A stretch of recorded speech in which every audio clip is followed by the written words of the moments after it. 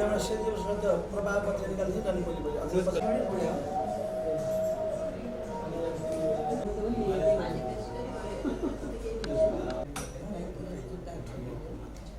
पुत्र विश्वमा आएर देखेँदै हुँदै छिटो आइन्छ यही भन्नाले घर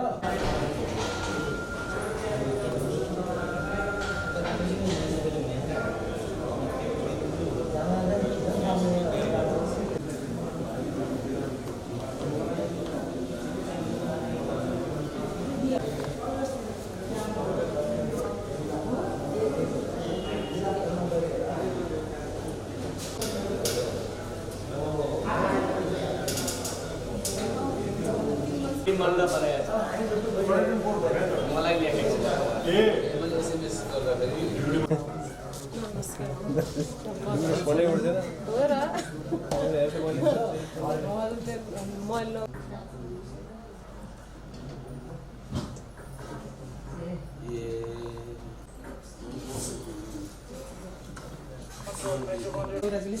Thank you. धन्यवाद सर। त्यही त हजुरले हिँड्ने बेला हजुर फोन गरेर हिँड्ने भेटेर होइन मैले पछि है म त फागुनमा आएको थिएँ हजुर त्यति बेला नि हजुर सोधेको छैन बोल्दै भएको थियो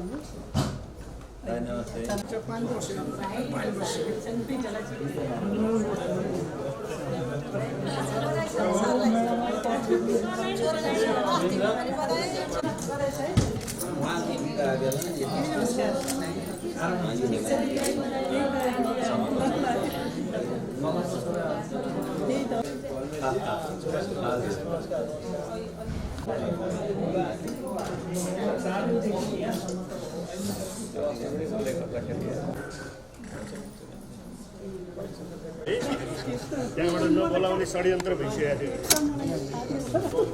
षड्यन्त्र चाहिँ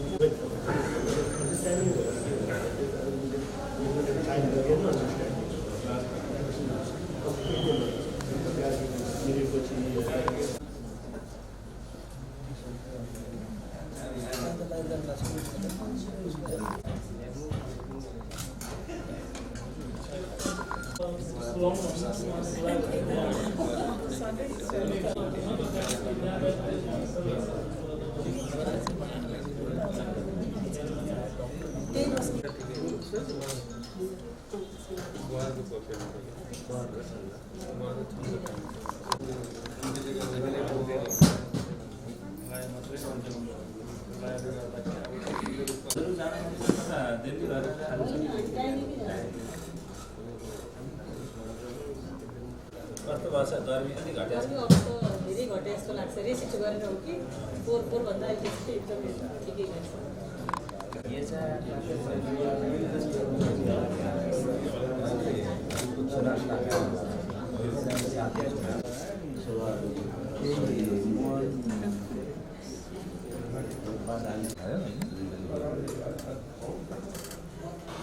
हजुरको पालामा कहिले पुग्यो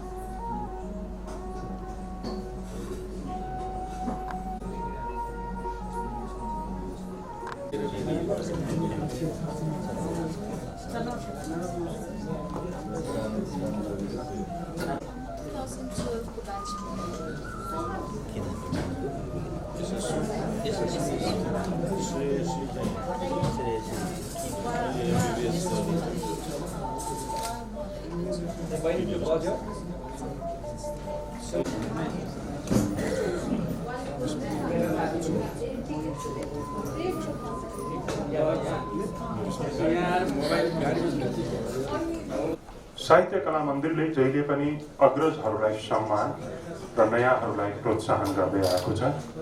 यसै क्रममा आज हामीले नवोदित कवि डाक्टर अस्मिता अर्यालको कविता सङ्ग्रह मनको तीरै तीर लिएर उपस्थित रहेका छौँ र अस्मितालाई प्रोत्साहित गर्न तपाईँहरू सबै उपस्थित हुनुभएको छ। त्यसका लागि म कविका तर्फबाट साहित्य कला मन्दिरका तर्फबाट तपाईँहरू सबैलाई आभार व्यक्त गर्दछु। यस कार्यक्रमको हामी एकदम छोटोमा लगभग 45 मिनटमै कार्यक्रम सक्नेछौँ। यस कार्यक्रमको सभापतित्व गरिदिनका लागि श्री लुनकरण दास गङ्गादेवी चौधरी साहित्य कला मन्दिरका अध्यक्ष तथा प्रसिद्ध कवि एवं गीतकार बसन्त चौधरीलाई हार्दिक अनुरोध गर्दछु। त्यस्तै म मञ्चमा आजका प्रमुख अतिथि वरिष्ठ गीतकार कवि कालीप्रसाद रिजालजीलाई हार्दिक अनुरोध गर्दछु।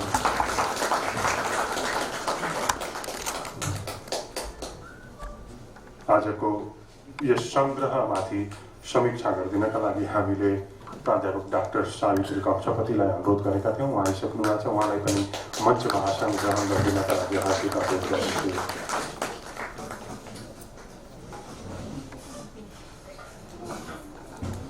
सावित्री म्यामपछि अब म यहाँ निम्त्याउन चाहन्छु आजकी नायिका कवि डाक्टर अस्मिता अर्याललाई।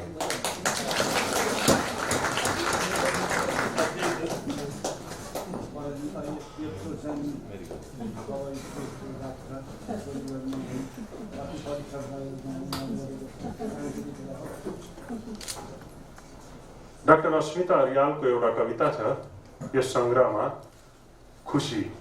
त्यो खुसी, उहाँको खुसी म तपाईँहरूसँग साट्न चाहन्छु। चट्ट शब्दकोश पल्टाई खोजे झैँ सहज हुन्थ्यो खोज्न, सरलै जीवनका हरेक पथ आफै पाइन्थ्यो यदि रोज्न। मानिस यसै भौतारिन्न थियो होला सायद, खुसी खुसीकै निम्ति त्यो तडप हुन्न थियो होला जब सायद।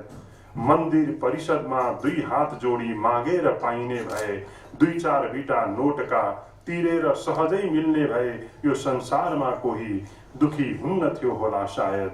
आँसु रोदन घृणा शब्द अर्थहीन हुने थिएनन् सायद।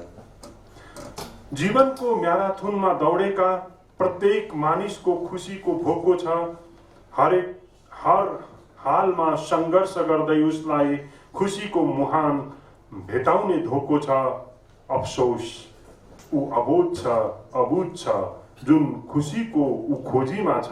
स्वयं सन्तुष्टि भित्रै खुसी लुकेको छ, बुझ्ने नबुझ्ने सब उसको रोजाइमा छ।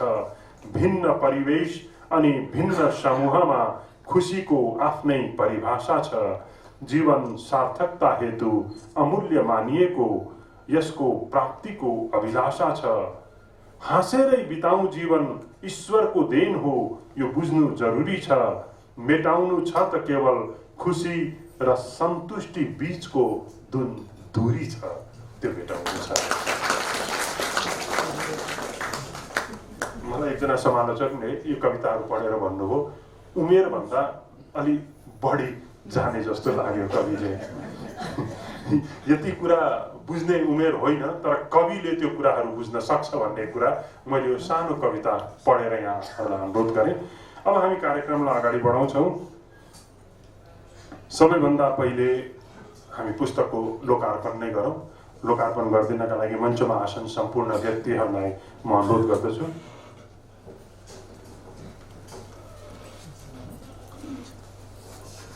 म कवि समेत प्रमुख अतिथि आजका अध्यक्ष समालोचकलाई अनुरोध गरेँ।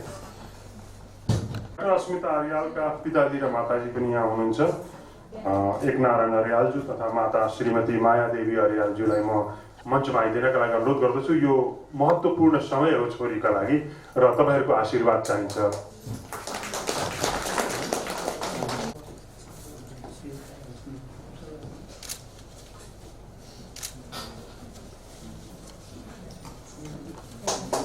मनको तिरैटी डाक्टर अस्मिताको मनको तिरैटी पाठकको मनको तिरसम्म पुगोस् भन्ने शुभकामना दिन चाहन्छौँ हामी।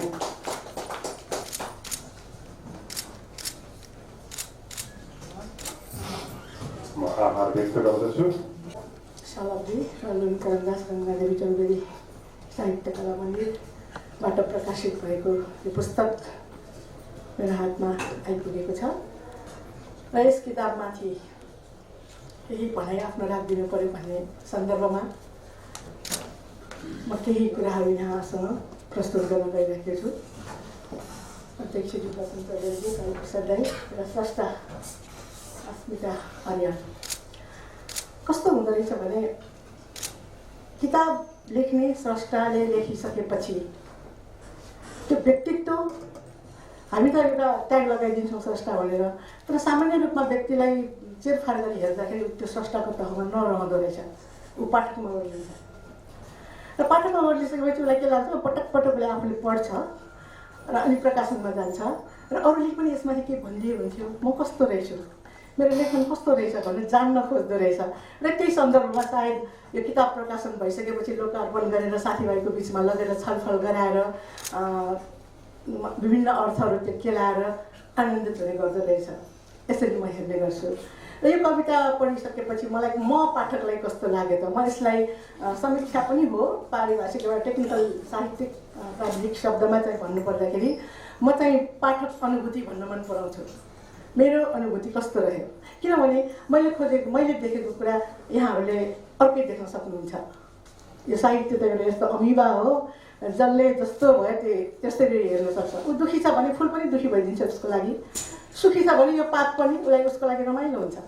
मान्छेको मनस्थिति अनुसार अभिव्यक्त गर्ने साहित्यको त्यो खुबी भएको हुनाले नै साहित्य आज पर्यन्त साहित्य भएको हो र साहित्य विभिन्न पेसामा भनौँ डाक्टर मेडिकल डाक्टर रहेछ, कस्तो अस्पताल अर्यालको हुनुहुन्छ होला भन्ने लागिरहेको थियो। उमेर कस्तो केही मैले देखेँ, अहिले भर्खरै देखायो किताबमा फोटो देखेँ, कस्तो उमेर कस्तो के हुन्छ होला भन्ने लाग्दाखेरि चाहिँ एउटा स्रष्टा साहित्यको पोखरीमा चाहिँ एउटा ढुङ्गा लिएर आइपुग्यौँ र हाम्रो साहित्यको तल चाहिँ तरङ्गित चाहिँ भएकै छ र यो तरङ्गलाई समाउने क्रममा चाहिँ मैले सरसरी किताब पढ्दाखेरि एउटा मेडिकल डक्टरको अगाडि सानोतिनो अपरेसनै भनौँ इन्टर्नसिप गर्नुभएको रहेछ, अब सर्जरी पढ्नुभयो भने गर्नु होला। यो पनि हामी त्यो सानोतिनो अपरेसन जस्तै हो शल्यक्रिया, तर त्यति भास्ट किसिमले नसोचौँ, तैपनि त्यही अर्थमा यसलाई म चाहिँ बुझ्ने गर्दछु र यसलाई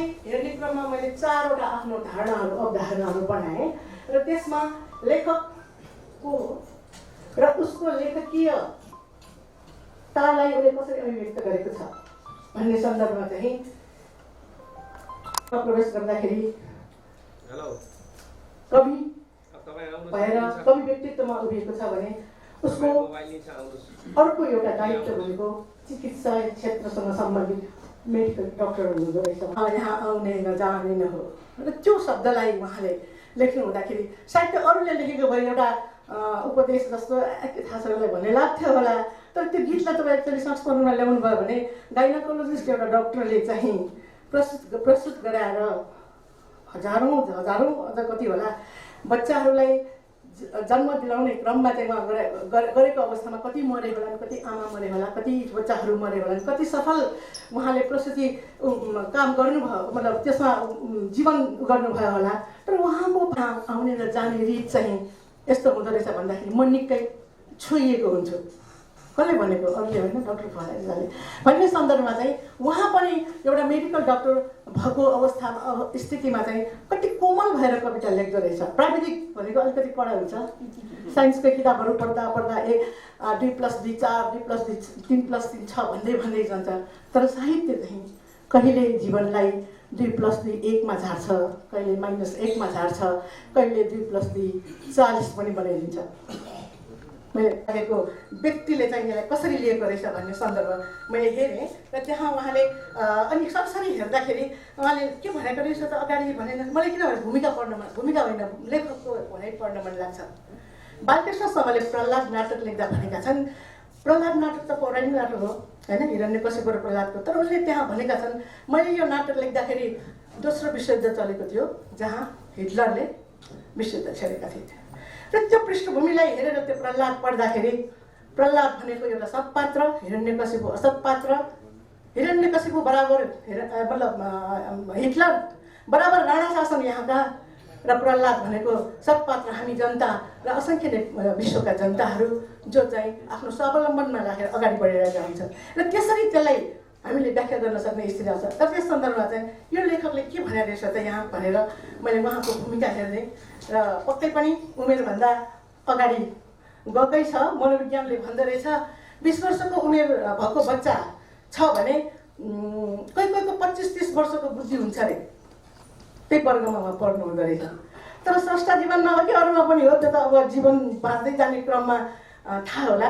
तर जब वर्ण विज्ञानको यसमा चाहिँ वर्णमाला जो छ अदेखि असम्म र कदेखि गसम्म हो नि त हाम्रो वर्णमाला, त्यो पकाके कि इकारका त्योलाई टिप्ने क्रममा चाहिँ छैन नि। शब्दकोश हेऱ्यो भने हजारौँ शब्दकोश त्यहाँ छ, त्योभन्दा बाहिर त्यो भित्र खेलिएका जुन शब्दहरू छन् त्यो शब्दले उनको भावलाई कसरी व्यक्त गरेको छ त भन्ने सन्दर्भमा चाहिँ उनले भनेकी छिन् कि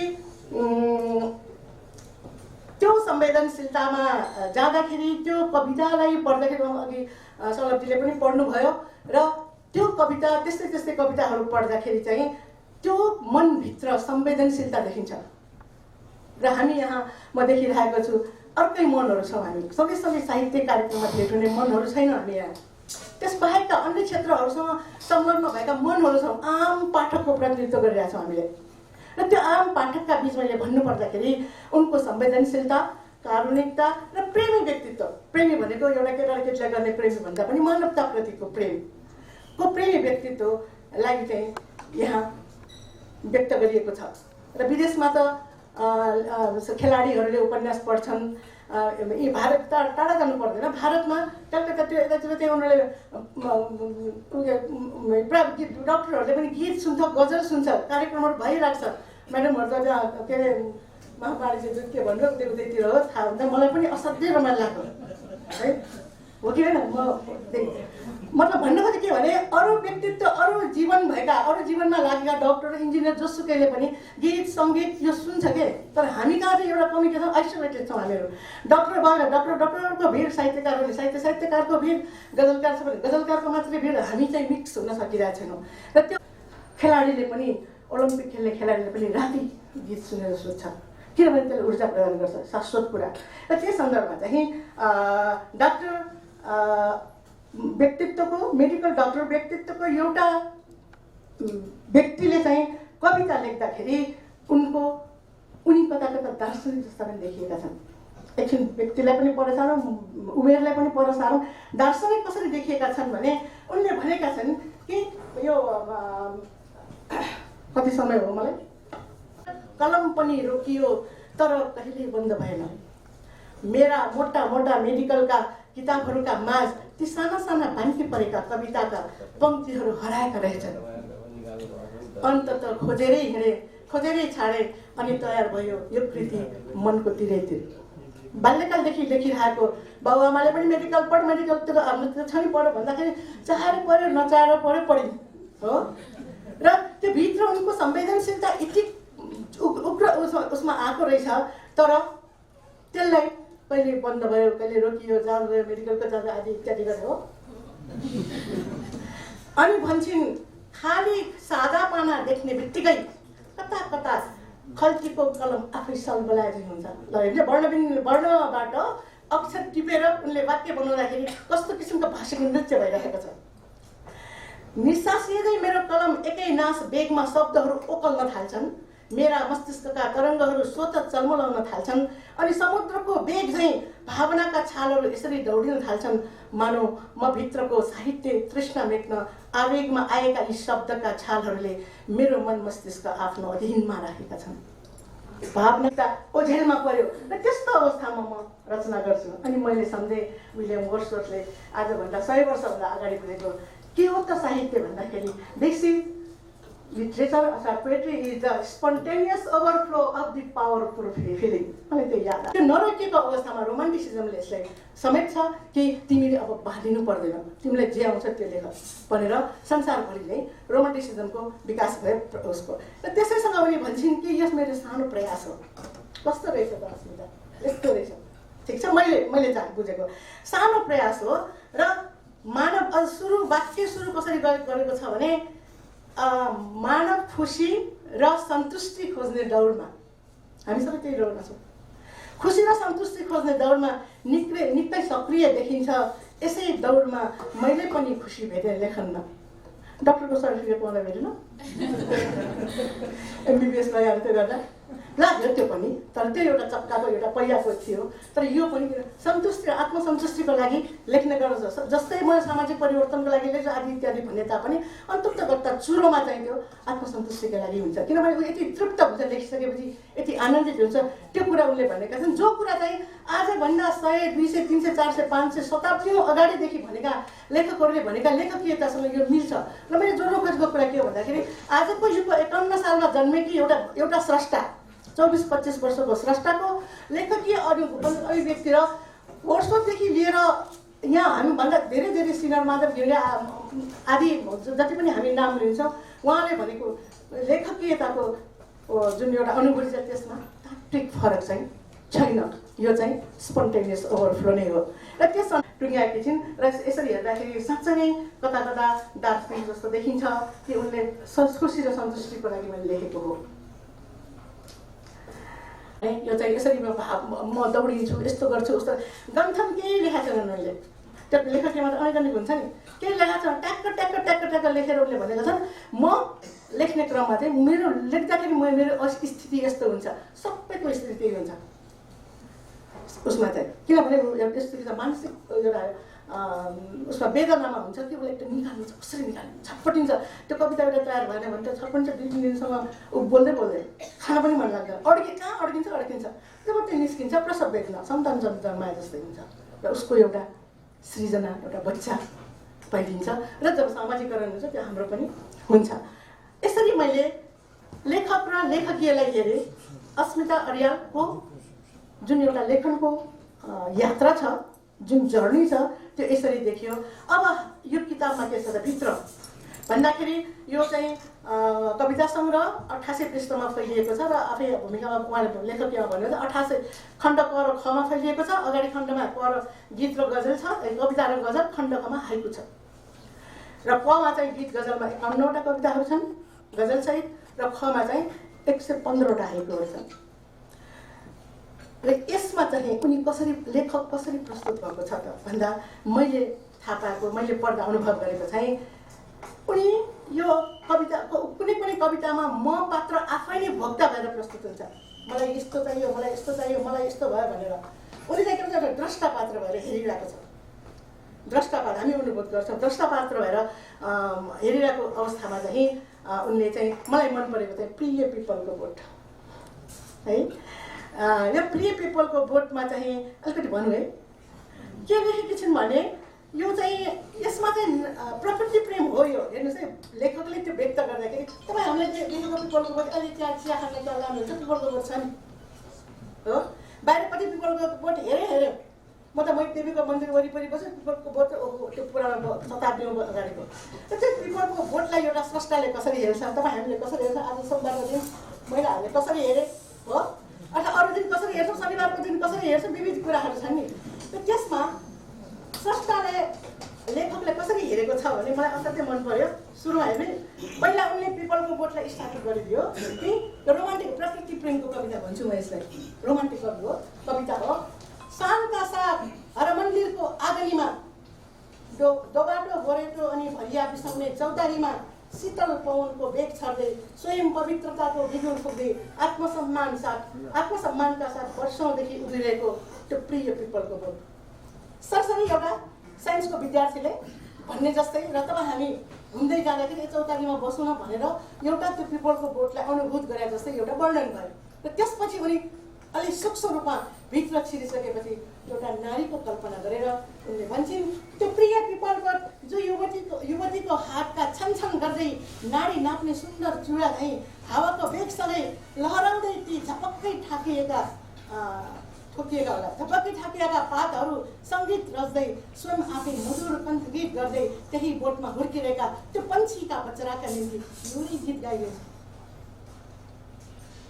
शब्द गरेको भाषिक नृत्य यहाँ हो। एउटा आमाले एउटा अभिभावकले बच्चालाई फकाउने क्रममा चाहिँ त्यो पात हल्लिन्छ नि, रमाइरहेछ, सङ्गीत दिइरहेछ, एक प्रकारको आवाज पनि आउँछ र हावा पनि आउँछ, शान्ति पनि दिन्छ त्यसले र लाग्छ उसलाई कि त्यसले चाहिँ लोरी गीत गाएर बच्चालाई सुनाइरहेको छ। भाषिक नृत्यको कुरामा अर्को यस्तो लाग्छ अरे त्यो युवतीको केस जस्तो लाग्छ अरे त्यो झुन्झिरहेको हुन्छ नि पुरानो बोटमा बर पिपलको बोटमा त्यो गाउँतिर जाँदाखेरि त्यो जमिनमा पनि त्यो लहरा झुन्डिरहेको हुन्छ अनि त्यो बुढो पिपलको बोट त्यसमा झुन्डिएका ती लामा लहरा जो युवतीको शिरका केस प्रतीक हुन्छ। कल्पनाशीलता यताको सुन्दरताको प्रतिबिम्ब चाहिँ ती बाङ्गिएका हाँगा बिगा जसले परिपक्वता दर्शाउँछन् बाँड्छन् सुन्दरताका मानिसहरू अर्थात् एउटा केटीको परिकल्पना त्यहाँ गरेर देखाइरहेको छ। अनि अन्तिममा भन्दै जाने क्रममा र त्यो अन्तिम कविताको अन्तिममा एउटा लाइन दुईपटक दोहोऱ्याइरहेको छ। अब त्यसलाई के भन्ने थियो उसले त्यसलाई अझै स्ट्रेस लिएर भन्नु खोज्यो कि पढाउँदै पाठ्ने सरसरकार र लोक कल्याणको पढाउँदै पाठ्ने धेरै जसो कविताहरूको अन्तिम अरू बिग्रिनु छैन तल आएर त्यो एक लाइनलाई उसले जोड दिएर त्यो भनेको देखिन्छ। लोक कल्याणमा लाग्ने पिपलको जुन एउटा पौराणिक एउटा मिथ छ त्यसलाई चाहिँ व्याख्या गर्न उनले खोजेको यहाँ देखेँ। त्यस पछाडि अर्को उनको कस्तो छ भन्दाखेरि यहाँ द्रष्टा पात्र है ऊ आफू भोगेको छैन, उसले आफूले त्यहाँ लगेर म यस्तो भन्दा पनि हुन्थ्यो त्यो उसको शैलीमा, तर उनको के छ भन्दाखेरि द्रष्टा पात्र भएर उसले त्यो पिपलको रूपलाई हेर्दाखेरि कस्तो देखेछ विशेष गरेर अगाडि आएको देखिन्छ। जस्तै बार्दैछन् छाउपडी क्या मजाले भनेछन् उनले है, बार्दैछन् छाउपडी व्यङ्ग्य कस्तो छ भने छाउपडी बार्ने हामी भन्छौँ एकदम नारा लगाउँछौँ आदि इत्यादि गर्छौँ गरे तापनि किन घरमा भित्र आफ्नो घरमा पछि बाहिर उपदेश दिन्छौँ यहाँ मञ्चबाट अनि भित्र गइसकेपछि कता किचनमा कता है हो ओहो पूजा गर्छौँ ऊ यहाँ बोल्छ उसले घरमा गएर झट्ट किचनमा जान सक्दैन हो। अनि त्यस सन्दर्भमा उसले भन्छ एउटा डक्टर भयो अरे डक्टर छाउपडी भएछ अब त्यो अनि ऊ डक्टर हस्पिटलमै गएर बार्नु पर्ने भएर हस्पिटलमा गएन, अस्पतालको उपचार बन्द भयो हो। मन्त्री परिषदको मन्त्रानी भएछ, मन्त्री पनि यस्तै छाउपडी भएछन्, मन्त्री परिषदको बैठकै बन्द भयो। अब यस्तै कुरामा व्यक्तिको सामाजिक व्यङ्ग्य यहाँ चाहिँ मैले झल्किएको पाएँ। अनि दाइजोले जले कि म जाँदिनँ म सती। अब यहाँनिर मलाई चाहिँ कस्तो लागेको थियो भने मैले यसलाई प्रतीकमा बुझेँ अनि सरसरी कविता पनि अहिलेको जमानामा पनि सती जाने कुरा गर्छु कि बाहिर लेखक त कहाँ पुगिसक्यो कुरा म जाँदिनँ सती किन भने होला सुनेर त जाँदिनँ सती किन भने होला भने जस्तो लाग्यो। सरसरी पढेँ अनि अभिधा अर्थमा सरसरी हेर्दाखेरि त म सती जाँदिनँ म यस्तो किन भन्ने छ, तर अझै म भित्र छिरेँ अनि सायद यो चन्द्र शमशेरले अन्त गरेको सतीलाई नभनेर उनले अहिले जुन किसिमको सामाजिक जन्जालमा हामी महिलाहरू जेलिएका छौँ त्यो पनि एक प्रकारको सती नै हो। मैले प्रथा भनेर त्यसलाई नलेखेर अहिले हामी जुन जन्जालमा बाँधिएका छौँ र त्यसलाई छुट्याउनै सकेका छैनौँ त्यो पनि एक प्रकारको सती प्रथा नै हो भन्ने मैले बुझेँ। र त्यहाँ मैले लेख्नु भएको छ अनि भ्रूण हत्याको कुरा लेख्नु भएको छ। अब आफै डक्टर पढ्दाखेरि के पढ्नु होला त्यो उसमा है अनि मैले त्यही भ्रूण हत्याको छोरीलाई हत्या गर्ने कुरामा आमालाई निर्णयको अवस्थामा त्यो छ। त्यसपछि कोठीमा बेचिएकी म जस्ता कविताहरू यहाँ आएका छन् र मलाई अर्को राम्रो लागेको कविता म धर्म मान्दिनँ भन्ने कथा यो त्यसमा चाहिँ सामाजिक व्यङ्ग्य छ। म एक दुईवटा मलाई सुनाएर भन्न मन लाग्यो कि यो मैले भन्दाखेरि साँच्चै नै यो बोल्ने मान्छेले आफै कल्पना गरेर भनेको हो कि यहाँभित्र पनि कुरा छ भने जिज्ञासा छ नि मलाई म धर्म मान्दिनँ होइन म मान्दिनँ यस्तो धर्म भरा सभाका माथि 33 कोटी देवता सामु मेरो आस्थाको मैले बिगुल फुक्नुपर्छ भने बारम्बार समाजलाई पवित्रता र निष्ठाको पुष्टि गरिरहनुपर्छ भने म त्यो धर्म मान्दिनँ। मैले किन पुष्टि गर्ने? कसलाई पुष्टि गर्ने हो? हरेक पल र सासमा, हरेक पल हर सासमा आस्तिक हुनुको प्रमाणपत्र बोकी हिँड्नुपर्छ भने बिहानदेखि साँझसम्म ताता ढुङ्गामाथि पटपटी फुट्ने गरी पैतला भोको पेटमा लामो लाइन बस्नै पर्छ भने मनभित्रको ईश्वर छाडी मन्दिरका दैला दैला चियाई मूर्ति ती छुनै पर्छ भने म त्यो मान्दिनँ। यस्तो धर्म चुनौती दिए। समाज निर्दोष त्यो पशुको घाँटी रेट्नुपर्छ भने म त्यो धर्म मान्दिनँ। हिंसाको बाटो हिँडी रगतमा हात मुछ्नुपर्छ भने म मान्दिनँ त्यस्तो धर्म। सर्वश्रेष्ठ ठानी मानव आफूलाई यदि हिंसाको गाना गुनगुनाउनु पर्छ भने मन्दिरमा भगवान भेट्न अघिल्तिरको दान पेटिका भरि पण्डित रिजाउनु पर्छ भने मान्छे रोजी उनको हैसियत स्तर र जात हेरी दर्शन दिन्छन् भने म मान्दिनँ त्यस्तो धर्म। कन्डिसन स्थिति देखाएर अनि उनले आफ्नो भाव गर्ने राखेको छन्। तल्लो जात र माथिल्लो जात भन्दै एक आपसको सद्भाव मासिन्छ भने म मान्दिनँ त्यस्तो धर्म। आस्थाको प्रमाणपत्रमा हिंसाको छाप लगाइन्छ भने निष्ठाको प्रमाण हर पल खल्तीमा बोकी हिँड्नुपर्छ भने म मान्दिनँ त्यस्तो धर्म। कल्पनाशीलताले समाजमा भएका यस्ता व्यङ्ग्य यस्ता किसिमका म भन्नु कुरीति नै हो एक प्रकारको। त्यो कुरीति र यो यस्तो गर्नुपर्छ रूढी छ जुन धर्म मान्नुपर्ने त्यसप्रति एउटा दरिलो चुनौती दिँदै उनले आफ्नो कुरालाई यस कविताको माध्यमबाट स्थापित गरेकी थिइन्। अनि पढ्दै गएँ न्युपारी मुटु जलाएर पनि त्यस्तै छ।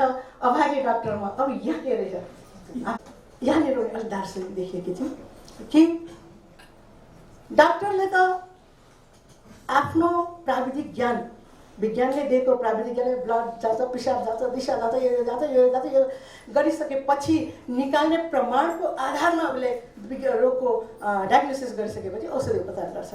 प्रक्रिया त्यही हो। संसार भरि जहाँसुकै पनि हो। त्यति गर्दा गर्दै पनि मान्छे मर्दा रहेछन्। उपेन्द्र देवकोटा भर्खरै ताजा खबर हुन त बाँच्नुपर्ने थियो। त्योभन्दा अगाडि ठुल्ठुला डक्टरहरू मर्दाखेरि त्यस्तै लाग्थ्यो ओहो डाक्टर हामीलाई त यस्तो नगर उस्तो नगर यस्तो गर्नुपर्छ भनेर भन्नुहुन्थ्यो।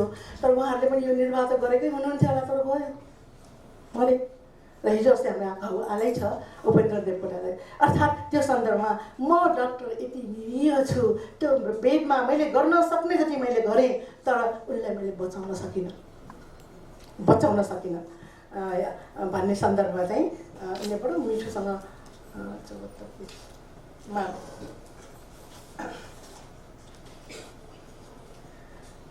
अब बिरामी छ बसेको छ त्यो पीडा भएर बिरामी एउटा आत्था गरेको बिरामी डाक्टरले कति हेर्नु कतिपय संवेदनहीन पनि हुँदो हो। कतिपय अवस्थामा संवेदनशील पनि हुन्छ। त्यो संवेदनशील भएको अवस्थामा चाहिँ जब आफ्नो हैसियतबाट पनि त्यो कन्डिसन बाहिर जान्छ त्यो अवस्थामा बडो निरीह भएको डाक्टरले बताइरहेको छ। बडबडाइरहन्छ विभिन्न चाल तरङ्ग मनको दर्जा ईश्वरकै पाए पनि भगवान भन्छ नि त। ओहो तपाईँ भगवान बिरामीले नर्स डाक्टरले भगवान भन्छ नि। दर्जा ईश्वरकै पाए पनि जीवन दान छैन मेरो हातमा। गर्न सक्छु त मात्र सही उपयोग विद्याको दैवी शक्ति छैन। न आउँछ जादु टोना न के गर्न सक्छु। त्यो चाहिँ निरीहताको अवस्था जुन शाश्वत सत्य हो। अन्ततगता मान्छेले मृत्युवरण गरेरै जान्छ। यहाँ कसैको यसमा चाहिँ शक्ति सामर्थ्य छैन। जीवन मरेर जान्छ भन्ने सन्दर्भलाई उनले बडो राम्रोसँग यहाँ व्यक्त गरेकी छिन्। र यस्तै यस्तै कविताबाट एउटा नयाँ पुस्तामा आएको लेखक जसले चाहिँ आफ्नो भावनालाई यसरी मिलाएर आफ्नो कविता मार्फत व्यक्त गरेका छन् त्यो चाहिँ नेपाली साहित्यको लागि एउटा सुन्दर पक्ष एउटा विश्वास लाग्दो पक्ष मैले देखेको छु। र हाइको पनि पढ्दै गएँ बाख्रे 115वटा कतिवटा भनेको हेर्दै जान्छु 9मा गएर ठोक्यो है। गिटार बज्छ सङ्गीतको यात्रा मादल खै त पुग्यो व्यङ्ग्य सबै पुग्यो भन्नुपर्ने 3वटा यसलाई हामी 25-30 पेजमा व्याख्या गर्न सक्छौँ। सामाजिक आर्थिक सांस्कृतिक व्याख्या हामी यसमा गर्न सक्छौँ। अनि गएर ठोक्यो 16मा छोरा र छोरी दुई आँखाको नानी समानता खै। अनि ठोक्यो त्यस पछाडि तीजको व्रतमा आएको तीजमा है मलाई पनि कहिले भारी लाग्थ्यो। ओहो मेरो मनको कुरा गर्नुभएछ स्रष्टाले भन्ने लाग्यो। तीजको व्रत गहनै प्रदर्शन आस्था कति हामी सबैलाई होइन। अनि गएर ठोक्यो अर्कोमा यति हो त ए अर्को कति 86 कानको टप कति सुहाएको नानी ए बाबु पो रहेछ। अब यस्तै चाहिँ उहाँको प्रेरणा झल्किएको छ यो है। बडो मजाले उहाँले यो दिनुभएको छ। मैले सबै भनिदिएँ भन्दाखेरि त्यसको ऊ लाग्ला। अब समग्रमा हेर्दाखेरि चाहिँ उसो भए यतिमा भाषिक नृत्य पनि उनको शैलीमा हामीले देख्यौँ। तपाईँलाई लाग्यो होला पक्कै पनि मैले भन्दाखेरि होइन, खै त ए नानी पो ए बाबु पो रहेछ होइन। यो भन्ने क्रममा चाहिँ शब्द चयन र प्रस्तुति उनको चाहिँ निकै राम्रो देखिएको छ। तर अलिकति आएको सम्झना अलिकति कता कता त्यो अगाडि लेख्दाखेरि म सानी म भर्खर यो मेरो पहिलो भनेर जुन अलिकति हिन्ताबोधको छनक चाहिँ त्यो लेखकीयमा देखिएको छ त्यो पाल्नु जरुरी छैन। किनभने अभ्यास हो, प्रतिभा दिएको छ हेर्नुहोस् भगवान्ले, अभ्यास त गर्नुपर्छ। त्यो लेखेर हामी त पाठकहरू चाहिँ त्यति मूर्ख छैनौँ हो। त्यस कारण पाठकलाई मध्यनजर राखेर आजको पाठक कस्तो छ, के चाहन्छ उसले र दिन खोजेको सन्देश पनि चाहिन्छ। त्यहाँ छन्दमा लेखेँ अथवा लेखेँ भन्दैमा त्यो लय ताल मिलेर हुँदैन। त्यसले दिन खोजेको झन्कार कस्तो छ, त्यो झन्कार निर्भर गर्ने क्रममा चाहिँ तपाईँमा आएको जुन भावना छ त्यो भावना चाहिँ तिखार्नै पर्छ। हामी त्यहाँ अभ्यास भन्छ, प्र्याक्टिस गर्नुपर्ने हुन्छ। र समग्रमा प्रतिभा अर्याल एउटा प्राविधिक क्षेत्रमा डाक्टरी पेसामा लाग्दै पनि आफ्नो मन कोमल बनाएर, कोमल त त्यहाँ पनि हुन्छ, आचार संहिता पढाएको हुन्छ अरे भन्छन्। तर के हुँदाखेरि कहिले हामी सामान्य मान्छेलाई बाहिरको लाग्ने मात्रै हो, नभए त राम्रै हो। उदीयमान लेखक हुन् र उनी पूर्णकालिक लेखक। यहाँ त पूर्णकालिक र अर्कोकालिक लेखक छुट्टिन थाल्ने अवस्था देखिएको छ। र नेपालले तपाईँ जस्तो डाक्टर आवश्यक छ। र तपाईँको डक्टरी पेसामा नेपाली जनताले आशा गरेको जुन एउटा अपेक्षा गरेको जुन एउटा कर्तव्य छ त्यो कर्तव्य गर्नुपर्छ भनेर तपाईँले कविताले भन्नुभएको छ। अर्यालजी लेखकलाई भनेको मैले यसमा भनिसक्नु भएको छ। अब पाठकले हेर्छन् कि अब आउने दौरानमा उनले एमबिबिएस गरिन्, अब एमडी गरिन्, त्यो त गर्नैपर्छ। गर्ने क्रममा चाहिँ उनको चिकित्सकीय व्यवहार कस्तो छ अब नेपाली जनता पाठकले अब त्यो हेर्छ। त्यही हो हाम्रो कसी। र त्यहाँ कसीमा उत्रिराखेर आफूलाई पनि रमाइलो लाग्छ। आफ्नो कार्यक्षेत्रको अनुभवलाई यसमा चाहिँ एउटा डक्टर भएपछि एउटा हरेक पटक त्यो बिरामीसँग को संलग्नता उनको भएको हुनाले र त्यो बिरामी भएर बेडमा बसेर धनेर गरेको कुरै हुँदैन। एकचोटि बल्लमुडी दाहाल सर कोमामा हुनुहुन्थ्यो, विदेशमा हेर्न गए। अनि सर हेरेँ, प्राध्यापक डाक्टर बल्लमणि दाहाल अर्को हेरेँ, अर्को त यसो एउटा त्यो ठेला चलाउने बिरामी जस्तो थियो, अर्को थियो। त्यो हेर्दा पनि थाहा हुँदो रहेछ सबै थियो। ओहो त्यो अचेत अवस्थामा त सबै बराबर हुँदो रहेछ। जुन अनुभूति छ त्यसलाई भोलिका दिनहरूमा तपाईँले आफ्नो लेखनको मार्फतबाट ल्याइदिनु भयो भने विषयगत नवीनता चाहिँ पक्कै पनि नेपाली साहित्यले प्राप्त गर्छ भन्ने लागेको छ। यसको लागि म तपाईँलाई अग्रिम बधाई दिन्छु। र नेपाली साहित्यले चाहिँ यस विषयमा लेखेर तपाईँको निरन्तरता कायम रहिराख्यो भने अलिकति मेहनत गर्नुहोस्, तपाईँको भविष्य चाहिँ मैले राम्रै देखेको छु। तर निरन्तरता चाहिँ चाहिन्छ। एउटा लेख्यो अनि यति बजी लेख्यो भनेर भन्ने चाहिँ नहोस्। यसको लागि म बधाई दिन चाहन्छु र शुभकामना दिन चाहन्छु। र यति भन्दै मैले के कस्तो देखेँ यहाँहरूले पनि पढ्नु होला। मभन्दा बढी तपाईँहरूलाई अर्थ पनि तपाईँले निकाल्न सक्नु होला। हाम्रो मान्छे मौका दिनुभएकोमा आयोजकलाई धन्यवाद दिन चाहन्छु।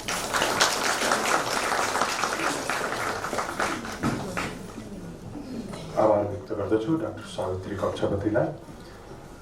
दुईवटा कुराहरू अनुरोध गर्न मन लाग्यो। एउटा त मोबाइलको स्विच अफ गरिदिनु भयो भने हामीलाई अलिक सजिलो हुन्थ्यो, तपाईँ आफैलाई पनि छ। र बाहिर आज हामीले रुसाई मात्रै राखेका छौँ आजको दिनको लागि, किनभने किताब किनेरै पढ्नुपर्छ भन्ने मान्यता राखेका छौँ हामीले।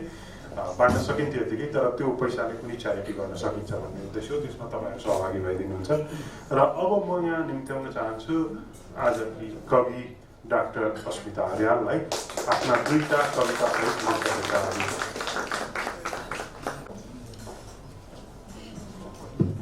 नमस्कार। यस समारोहका सभापति वरिष्ठ कवि एवं गीतकार वसन्त चौधरीज्यू, प्रमुख अतिथि आदरणीय काली प्रसाद रिजालज्यू, समीक्षक प्राध्यापक डाक्टर सावित्री कक्षपतिज्यू, मेरा पूजनीय माता पिता, उपस्थित मूर्धन्य स्रष्टा कलाकारज्यूहरू, मिडिया पत्रकार, मेरा परिवारजन, मेरा मित्रहरू र अन्य महानुभावहरूमा हार्दिक नमन। आज मेरो पहिलो कविता सङ्ग्रहको लोकार्पण हुन गइरहेको छ। कता कता मनमा डर जस्तो पनि लागिरहेको छ। हरेक विधा वा माध्यमको पहिलो अभ्यासमा सायद यस्तै हुन्छ होला। पेसाले म चिकित्सक हुँ। पहिलो बिरामी परीक्षण गर्दा पनि मलाई त्यस्तै भएको थियो जुन म अहिले यो बेला महसुस गरिरहेकी छु। म आज आफ्ना बारेमा धेरै बोल्न चाहन्न, किनकि लोकार्पण हुन गइरहेको मेरो कविता सङ्ग्रह मनको तिरै तीरभित्र समावेश गरिएका कविताहरू स्वयंले नै मेरो परिचय दिनेछन् भन्ने मैले ठानेकी छु। आज यतिखेर यस विराट सभामा उपस्थित मेरा सम्पूर्ण अग्रजहरूलाई मेरो एकमात्र बिन्ती के छ भने मेरा सम्पूर्ण कविताहरू अत्युपान्त पढिदिनुहोस् र मलाई सुझाव दिनुहोस्। यसले गर्दा मेरा आगामी सृजनाहरूलाई अझ माझ्ने र सपार्ने मौका मिल्नेछ। म यहाँको बामे सर्ने यात्राको पहिलो साक्षी पनि हुनुहुन्छ। यति भन्दै म मेरो यो कविता सङ्ग्रहबाट केही कविताहरू तपाईँहरू समक्ष राख्ने अनुमति चाहन्छु। पहिलो कविता म हाम्रो म्यामले मन पराउनु भएको कविता नै पढ्छु। मेरो कविताको शीर्षक छ न्यु पारी मुटु जलाएर। अब यो गजल छन्दमा पनि छ है। भावनाको बतास जलाएर हावामा सेकिने धेरै छन्। मल्हम लगाउने नाउमा घाउ छितोरेर जाने धेरै छन्। मल्हम लगाउने नाउमा घाउ छितोरेर जाने धेरै छन्। न्यु पारी मुटु जलाएर आगो ताप्ने धेरै छन्।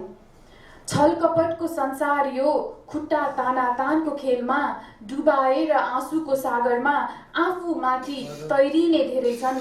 न्यु पारी मुटु जलाएर आगो ताप्ने धेरै छन्। पढाइ भन्दा आफ्नाको डर, पढाइ भन्दा आफ्नाको डर, गुण बैगुण बिर्सेर कहिले काँधमाथि बुर्कुसी मार्दै अघि बढ्ने धेरै छन्। न्यु पारी मुटु जलाएर आगो ताप्ने धेरै छन्। न्यु पारी मुटु जलाएर आगो ताप्ने धेरै छन्। अवसरवादमा लिप्त सबै कार्य पूर्तिपछि कहिले भात खाई जुन थालमा थुकेर त्यही हिँड्ने धेरै छन्। न्यु पारी मुटु जलाएर आगो ताप्ने धेरै छन्। हात समाई हिँडेको एउटै बाटो पछि मोड्ने धेरै छन्। नजिक सम्झी औला दिँदा डुडुलो निल्ने धेरै छन्। न्यु पारी मुटु जलाएर आगो ताप्ने धेरै छन्। न्यु पारी मुटु जलाएर आगो ताप्ने धेरै छन्। धन्यवाद। अर्को पनि यो बारदेशन छाउपडी नै रोजे मैले यहाँ फस्किनलाई तपाईँहरूलाई। बारदेशन छाउपडी। मन्दिर अघि लामो लाइन, मन्दिर अघि लामो लाइन, हातमा फुलमाला सहित भक्तजन, तर निराश फर्किरहेछन् सारा किन। पुजारी बा मूर्ति बोकी निस्कँदैछन् कता, पुजारी बा मूर्ति बोकी निस्कँदैछन् कता। कौतूहलता उनी ठुलो स्वरमा कराउँछन् अनि आज माँ काली दर्शन दिने छैनन् अरे, आज माँ काली दर्शन दिने छैनन् अरे। उनी 5 दिने छुट्टीमा बसेकी छिन् क्यारे, लाग्छ मानव निर्मित बितुकी नियममा उनी फस्दैछिन्। नारी नै हुन् उनी पनि सुनेको मैले छाउपडी बार्दैछिन्, नारी नै हुन् उनी पनि सुनेको मैले छाउपडी बार्दैछिन्। बिरामी आउँछ असह्य पीडामा, हेल्थ पोस्टमा जचाउने सोचमा, बिरामी आउँछ असह्य पीडामा, हेल्थ पोस्टमा जचाउने सोचमा। हेर्छ यताउता सहायताको आशमा, खाली देख्छ त्यो मेडिकल अफिसरको कुर्सी। त्यो गाउँकी एक्लै डाक्टर बिदामा छिन् रे, त्यो गाउँकी एक्लै डाक्टर बिदामा छिन् रे, भन्छ त्यो गेटपाले। धर्म सङ्कट मानवता भन्दा ठुलो यो ठाउँमा स्वयं निर्मित रीति चल्ने रहेछ। नजाचिने भो बिरामी आज सायद, नारी नै हुन् डाक्टर यहाँ उनी छाउपडी बार्दैछिन्। नारी प्रमुख भएको यो देश मेरो, मन्त्री परिषदको आकस्मिक बैठक बस्नु पर्ने भएछ। निकै महत्त्वपूर्ण विषयमा छिनोफानो गर्नु पर्ने रहेछ। देशकै लागि किन नहोस् तर काम थाती राख्दा केही भएन। नारी नै हुन् उनी पनि, नारी नै हुन् उनी पनि, छाउपडी बारेरै होला सायद बैठक बस्न आज आउनु भएन। साक्षरताको कमीमै होला नेपाली यस्तै अर्थहीन कुरामा अल्झँदैछन्। चाही नचाही नारी जाति यसरी पछि पर्दैछन्। अन्धविश्वासको पट्टी लगाएको यो देशमा हर नारी छाउपडी बार्दैछन्, यो देशमा हरेक नारी छाउपडी बार्दैछन्। धन्यवाद।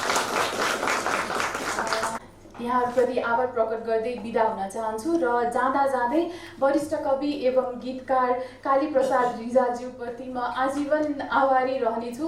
उहाँले मेरो पहिलो कृतिमा यति सुन्दर भूमिका लेखेर मलाई साहित्य जगतमा लागिरहने एक किसिमको आशीर्वाद दिनुभएको छ। सँगै यस पुस्तक प्रकाश गरिदिने संस्थाका अध्यक्ष एवं वरिष्ठ कवि मेरो आदरणीय अङ्कल बसन्त चौधरीज्यूप्रति पनि म अत्यन्तै आभारी छु। उहाँको मार्गदर्शन नपाएको भए सायद म आज यसरी उचिने सामर्थ्य पनि राख्ने थिइनँ। साथै मेरो पुस्तकमा समीक्षा गरिदिने प्राध्यापक डाक्टर सावित्री कक्षपतिज्यूप्रति पनि म हार्दिक आभार प्रकट गर्न चाहन्छु। अन्ततः मेरा अँध्यारा क्षणहरूमा मलाई सम्भावनाको उज्यालो क्षितिज देखाउने मेरा पूजनीय मातापिताप्रति पनि म आभार छु। यति भन्दै म यहाँहरूको न्यानो आशीर्वाद र मायाको सदैव अपेक्षामा रहनेछु। धन्यवाद।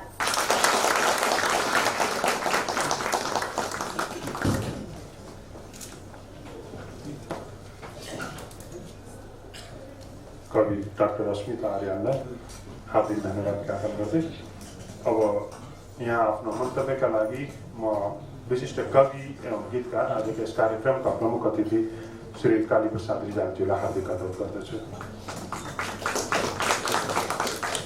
सभापतिज्यू, बहिनी कक्षपतिज्यू मञ्चमा हुनुहुन्छ र आज यो पुस्तककी रचयिता अस्मिताज्यूलाई म बधाई दिन चाहन्छु र म अगाडि देखिरहेको छु मूर्धन्य व्यक्तित्वहरूलाई विभिन्न क्षेत्रमा उहाँको मातापिता हुनुहुन्छ, धेरै हुनुहुन्छ, मूर्धन्य व्यक्तिहरूको उपस्थिति म देखिरहेको छु। म सबैलाई एकमुष्ट अभिवादन टक्राउन चाहन्छु। वास्तवमा मैले यो पाण्डुलिपि पाएँ र एउटा आग्रहसहित केही लेखिदिनु पर्यो भनेर र म सुरुमा अलिकति अक्मकाएँ। अब नाम पनि नसुनेको होइन, अब कस्तो छ, के लेख्नु छ केही थाहा थिएन। अनि पाण्डुलिपि पठाइदिनु भयो, मैले हेरेँ र अहिले भनौँ अस्मिता, डाक्टर अस्मितासित मेरो मतलब साक्षात्कार भएको यही हो। र मैले उनको कविताहरू पढ्दै जाँदाखेरि चाहिँ अहिले बहिनी कक्षपतिले भने जस्तै अहिले साक्षात्कार भएपछि त मैले भर्खरकै मान्छे देखेँ है। सबको कविताहरू चाहिँ धेरै मेच्योर परिपक्व कविताहरू थिए, त्यो मैले अनुभव गरेँ र मैले भूमिकामा धेरै कुरो मैले आफूलाई लागेको मैले भनिसकेको छु। वास्तवमा साहित्यकार भन्नुहोस्, रचना गर्नलाई कविको लागि चाहिँ मैले आफूले भूमिकामा भने जस्तै एउटा संवेदनशीलता आवश्यकता हुन्छ। कुनै व्यवसाय, कुनै समुदाय, कुनै परिस्थिति, परिवेश त्यसले त्यति महत्त्व राख्दैन।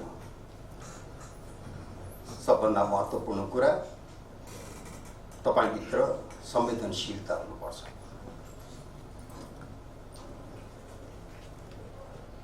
यही फरक छ अझ साधारण मान्छे र स्रष्टा साहित्यकार कविहरूमा यही नै फरक छ।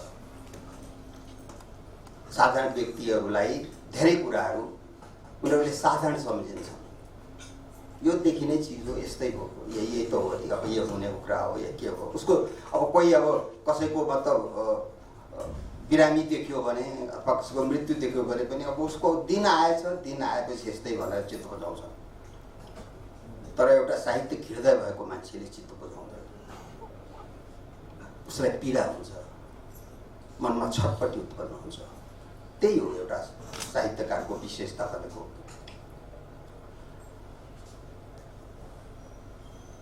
मैले आफ्नो उसमा भनेको छु, उनको एउटा चाहिँ विशेषता मैले के देखेको छु भनेदेखि उनले आफूप्रति इमान्दार भएर कविता लेखेकी छ। कविता कस्तो लेख्नुपर्छ भनेर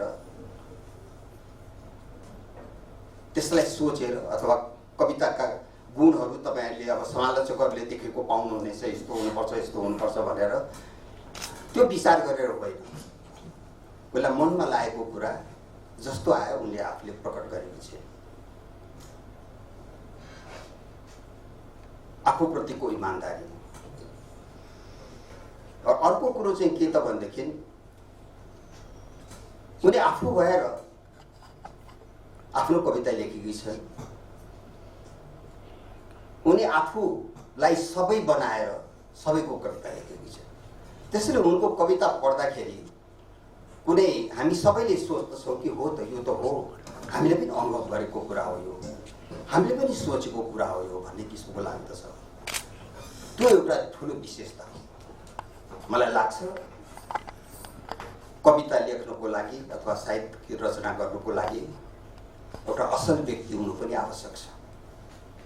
किनभने असल व्यक्तिहरू भित्रै संवेदनशीलता हुन्छ, त्यो आवश्यक छ। तर असल भनेको चाहिँ मैले के त भनेदेखि फेरि माया, मोह, घृणा, रिस, क्रोध, आक्रोश केही नभएको भन्ने होइन। त्यस्तो भए त्यो केही नभएको व्यक्ति हो भने त त्यो कवि भन्दा पनि बढी सन्त हुन पुग्दछ। त्यो व्यक्ति त अब एउटा सिद्ध महात्मा हुन पुग्दछ। त कवि एउटा आम मान्छे हुनुपर्छ, आम मान्छे हुनुपर्छ। उसलाई रिस उठ्नुपर्छ, उसलाई घृणा लाग्नुपर्छ, उसको रगत उम्लिनुपर्छ। यस्तै हो विधिको विधान, यस्तै हो के गर्ने, यस्तै चलिआएको छ भनेर चित्त बुझाउने त्यस्तो दार्शनिक उसमा गयो भने कविता लेखिँदैन। उसलाई त्यसले छुनुपर्छ। किन आफूले त मतलब छपडी बारे मान्छेले हुँदाहुँदै देवीलाई पनि बन्द गरिदिने, देवीलाई पनि छपडी, उसलाई त्यस किसिमको भावना आउनु पर्दछ।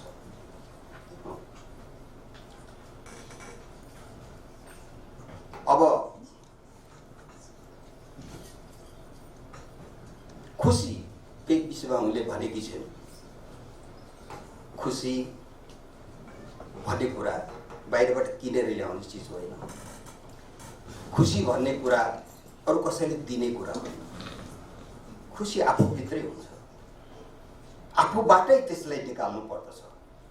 मुस्कान अरूले दिने होइन, ओठमा आफ्नो मुस्कान ओठमा आफैले ल्याउनु पर्दछ। त्यस विषयमा उनले कविता लेखेकी छिन्। र एउटा उदाहरण दिएकी छिन् उनले अर्को कवितामा कि गुराँस फुलेर रातै भएको छ, पाखा सुन्दर मनोरम भएको छ गुराँस फुलेर, तर भन्छन् उनले त्यो हाइकुमा, तर मन उदास छ। यो कुराले थाहा हुन्छ कि मनको सुख भनेको कुरा बाहिरको वातावरणले भन्दा पनि भित्र आफ्नो भित्रबाट उत्पन्न हुने रहेछ। चन्द्रमा टह लागेको, गुराँस फुलेको, त्यसबाट चाहिँ मन आनन्द हुन्छ भने होइन। मन आनन्द हुनुको लागि त तपाईँको भित्रै गुराँस फुल्नुपर्छ। तपाईँको भित्रै मनभित्रै तपाईँको टहट जुन लाग्नु पर्दछ। त्यो कुरा उनले बहुतै उसमा ज्यादा नै प्रभावकारी ढङ्गले राखेको छु। यो उनको पहिलो प्रकाशित कृति हो र त्यसमा मैले भनिहालेँ कि धेरै एउटा म्याच्युरिटी, मैले धेरै परिपक्वता पाएको छु र धेरै सम्भावनाहरू देखेको छु। उनले धेरै लामो बाटो हिँड्नु छ। म उनलाई धेरै फुर्काउन चाहन्न। मलाई अहिले यो जाँचबुझ केन्द्रमा काम गर्दाखेरि यस्तै एउटा कुनै परिस्थितिवश मैले खप्तर जान पाएको थिएँ। खप्तर बाबासित भेट गर्न पाएँ मैले। उहाँसित मैले कुरा गर्ने मौका पाएँ। उहाँ अब स्वामी भएको, अब एउटा धार्मिक व्यक्ति भए पनि उहाँ साइन्टिस्ट, उहाँ प्रत्येक कुरा लजिकल, मलाई धेरै प्रभावित भएँ म उहाँबाट। त्यसपछि अब त्यस बेला सूचना विभागमा काम गर्थेँ। त्यसपछि केही उहाँका किताबहरू आए पाण्डुलिपिहरू मैले हेरेँ, त्यसलाई अलिकति काटछाट गरेँ, किनभने त्यो भाषाको अलिकति कुरा थियो, बढी हिन्दी विषयको भाषा थियो। त्यसबेला मैले ठिक गरेँ।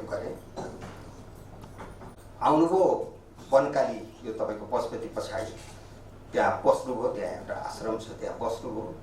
म पनि गएँ, मान्छेको गहिरो लागेको थियो, म पनि लाइनमा बसेर गएँ। मलाई देख्ने बित्तिकै तपाईँ दिउँसो आउनुहोस् भन्नुभयो।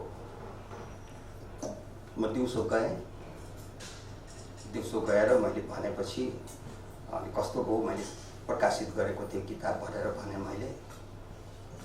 उहाँले मलाई त धन्यवाद दिनुहोला, खुसी प्रकट गर्नुहोला भनेको त मेरो फोटो किन राख्नुभयो? फोटो त तपाईँ लेखको तपाईँको राख्नै पर्यो नि। अनि मेरो पढाइमा यत्रो कुरा तपाईँले किन लेख्नुभयो?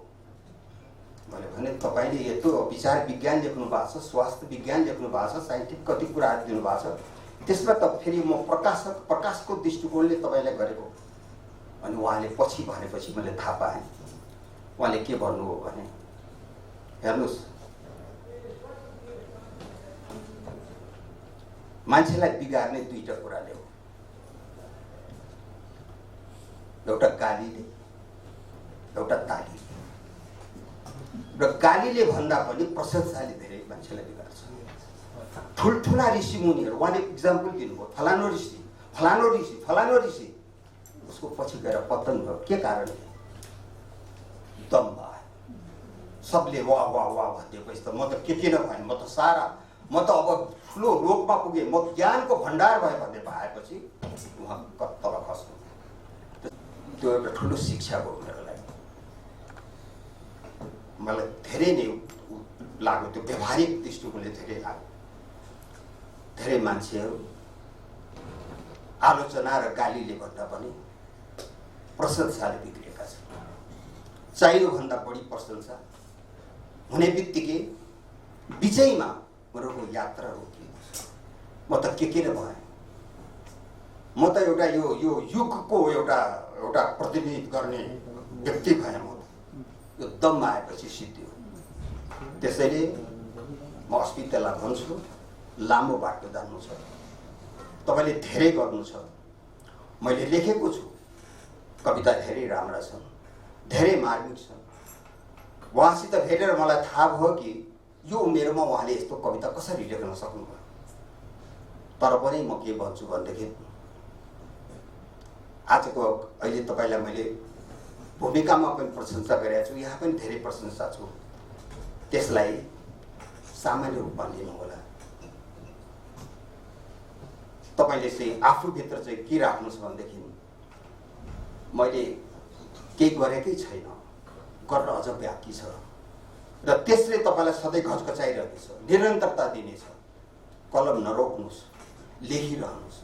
लेखेर नै हो परिमार्जित हुने, परिष्कार गर्ने, लेखेर हुने हो। कुनै कलेजमा कुनै समयबाट त्यो हुने कुरा होइन। पुराना त्रुटिहरू थाहा पाउनुहुन्छ। मैले यसो नभएर यसो भनेको भए त अझ मारेको हुन्थ्यो नि, मैले यसरी एक्सप्रेस नगरेर यसरी गरे भए त अझ राम्रो हुन्थ्यो नि। त्यही हो परिष्कारको चाहिँ बाटो चाहिँ त्यही हो। त्यसैले तपाईँले परिष्कारमा पनि ध्यान दिनुपर्छ, सुधारमा पनि ध्यान दिनुपर्छ। धेरै ठुलो सम्भावना मैले देखेको छु, राम्रो प्रतिभा मैले देखेको छु, तर अब तपाईँको हातमा छ। त्यसलाई निरन्तरता दिने, त्यसलाई परिष्कार गर्ने तपाईँको हातमा छ। र मेरो आफ्नो एउटा धारणा भन्नुहोस्, मैले आफूलाई लिएको छु, म तपाईँलाई पनि भन्छु, मनभित्र एउटा असन्तोष सधैँ राखिछोड्नुहोस्। मान्छेहरू सन्तोष भन्छन्, तर म भन्छु असन्तोषभित्र राख्नुहोस्। र जसले जति भने पनि तपाईँले सोच्नुहोस् कि यो उहाँले मलाई आशीर्वाद दिनुभएको हो, राम्रो कुरा भन्नुभएको ठिक हो, तर गर्न धेरै बाँकी छ। मैले धेरै टाढा पुग्नु छ, धेरै माथि पुग्नु छ। त्यो तपाईँ विचार राखेर लेख्नुहोस्।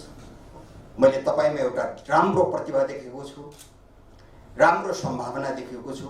मैले फेरि पनि भन्छु, तर तपाईँको त्यो हातमा, तपाईँको हातमा छ। त्यसलाई अगाडि बढाउने, त्यसलाई परिष्कृत गर्ने, त्यसलाई परिमार्जित गर्ने तपाईँको हातमा छ। र म भन्दछु के भनेदेखि डाक्टर भएर पनि जो एसटी सुब्बाको कविता लेखेकोमा मलाई चाहिँ आश्चर्य छैन, किनभने संवेदनशील मन भएपछि त त्यो आइहाल्छ। हेर्नुहोस्, त्यो भइहाल्छ, त्यो कुनै कुरै भएन, त्यो आउँछ त्यो।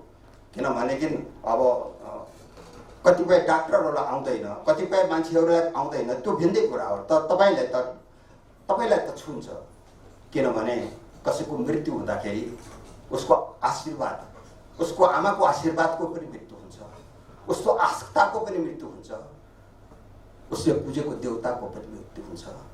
त्यसले तपाईँलाई छोएको छ। तपाईँले यस्तो कुराहरू लेख्नु भएको छ, अझ लेख्दै जानुहोस्। मेरो बधाई छ, शुभकामना छ।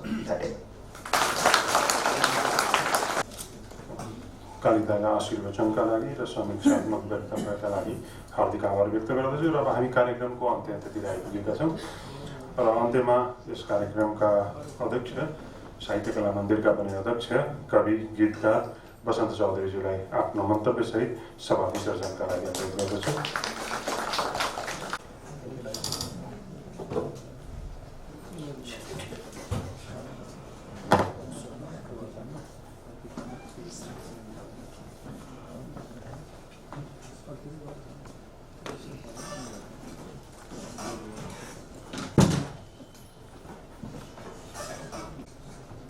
आजका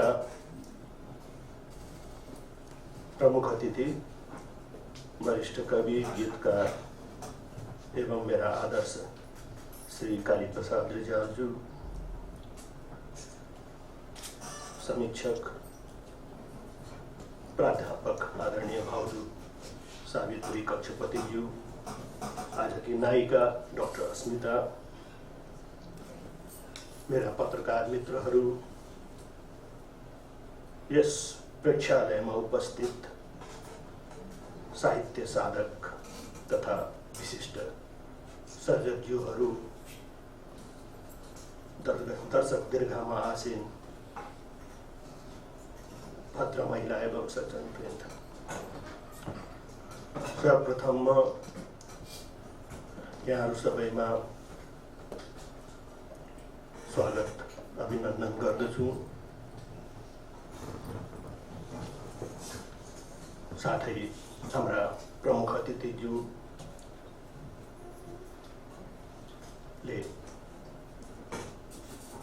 यस समारोहमा आउने कष्ट गर्नुभयो,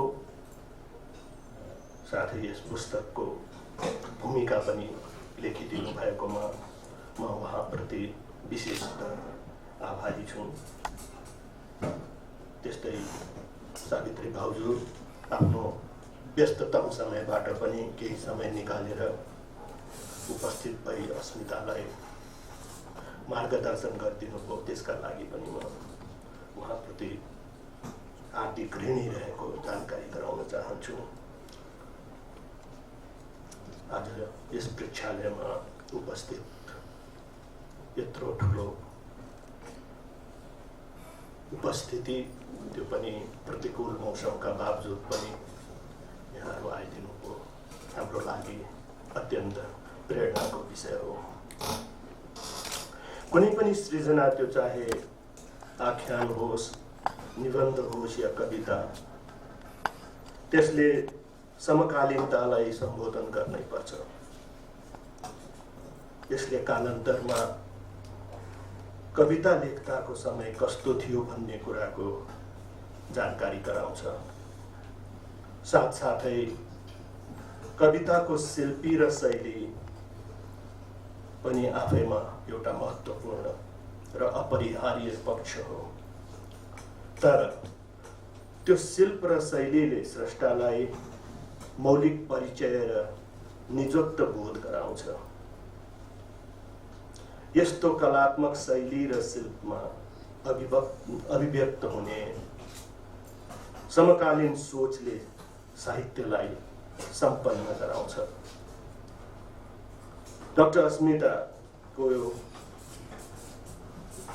मनको तिरै तिरमा भएका कविताहरू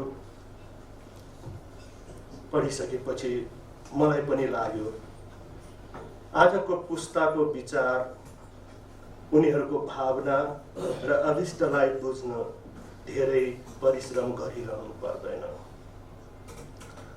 उनका कविताहरू आफै बोलिदिन्छन्। उनले आजको पुस्ताका मनस्थिति, उनीहरूले देखेको विचलन, विसङ्गति र व्यतिथिलाई आफ्ना कवितामा साङ्केतिक रूपमा पोखेकी छिन्। उनले आफ्नो सँगसँगै आफ्नो पुस्ताको भोगाई, जीवनको जिउने क्रम, खुसी र अखुसीहरूलाई पनि कवितामा पोखेकी छिन्। यस अर्थमा उनका कविता आजका पुस्ताले देखेको, भोगेको र अनुभव गरेको समयको शब्द चित्र हो। यसको एउटा उदाहरण अस्मिताले भर्खरै वाचन गरेको कविता बार्दैछन् छाउपडी हो। श्रद्धेय गुरु काली प्रसाद रिजालज्यूले पनि व्यक्त गर्नुभएका भावना यही हुन्। उनमा निकै सम्भावनाहरू छन्, तर हतारिनुहुन्न, संयम चाहिँ राख्नै पर्छ। कुनै पनि भर्याङ उक्लिनलाई उसले पहिलो खुड्किलोमा राखेको पाइला अत्यन्त महत्त्वपूर्ण हुन्छ जस्तो लाग्छ मलाई। त्यो पहिलो पाइलाले जब दह्रोसँग खुड्किलोमा टेक्छ, त्यसपछि उसको आरोहण स्वतः सहज र उचाइमा पुर्याउने यात्रा बन्छ। मलाई लाग्छ डाक्टर अस्मिताको मनको तिरै तिर भित्रका केही कविताले उनका लागि ऊर्जाशील र सशक्त सम्भावनाको आँखी झ्याल खोलिदिएको छ। अब उनले खालि यस कुरामा चिन्तनशील हुनु आवश्यक छ कि यो आँखी झ्यालबाट देखिने सीमित दृश्यलाई कसरी विशाल र व्यापक आकाशमा फैलाउने। म डाक्टर अस्मितालाई उनको आगामी सशक्त सृजनशील यात्राका लागि शुभकामना दिन्छु, आशीर्वाद दिन्छु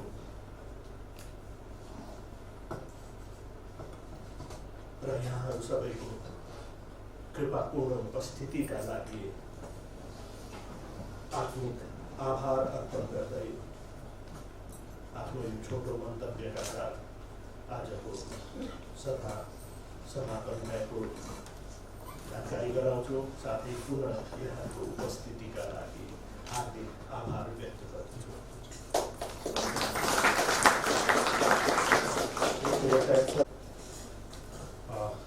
सभा विसर्जन सँगसँगै भन्नुभयो सभापतिजीले, त्यति बेला मैले एकछिन रोकेँ। मायाको चिनो दिने एउटा कार्यक्रम छ। सबैभन्दा पहिले आजका प्रमुख अतिथि रिजालज्यूलाई मायाको चिनो प्रदान गरिदिनका लागि म साहित्य कला मन्दिरका अध्यक्ष कवि वसन्त चौधरीलाई हार्दिक अनुरोध गर्दछु।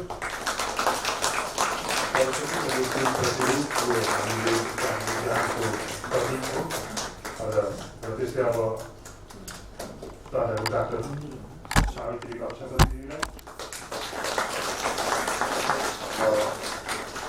कवि अस्मिता अज्ञानलाई अब सधैँ कविता लेखिरहनु भनेर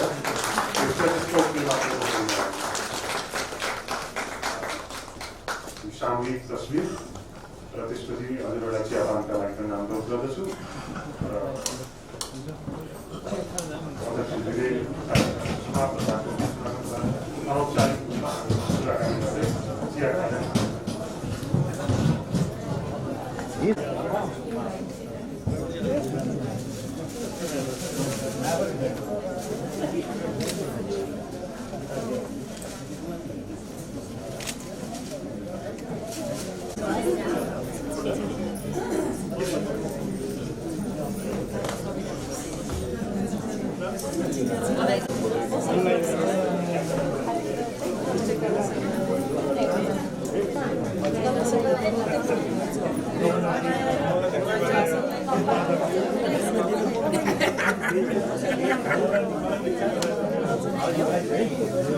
Thank you.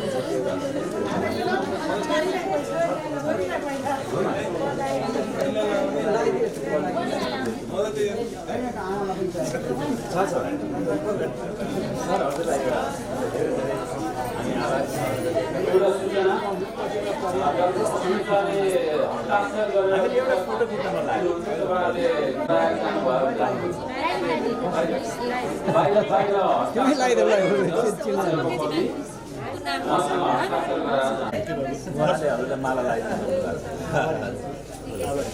हामी हजुरसँग एउटा फोटो लिन्छौँ है हजुर हामीलाई यो धेरै सौभाग्य हो बस्नु पाउनु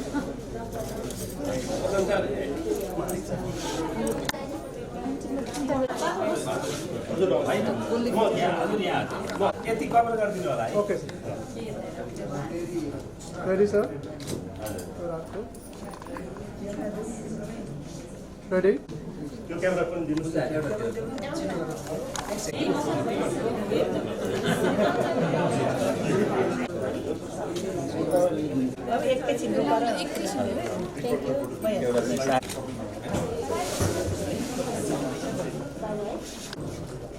रेडी यस्तो हेर्नुहोस् है सबैले रेडी 1 2 अब एउटा